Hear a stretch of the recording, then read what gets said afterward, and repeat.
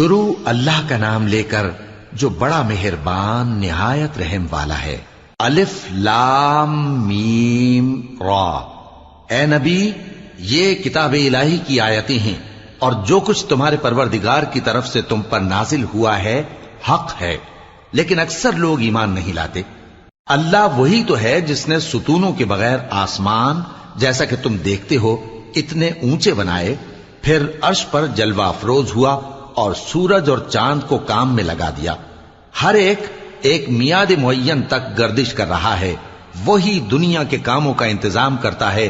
اس طرح وہ اپنی آیتیں کھول کھول کر بیان کرتا ہے کہ تم اپنے پروردگار کے روبرو جانے کا یقین کرو۔ اور وہی ہے جس نے زمین کو پھیلایا اور اس میں پہاڑ اور دریا پیدا کیے اور ہر طرح کے میووں کی دو قسمیں بنائیں۔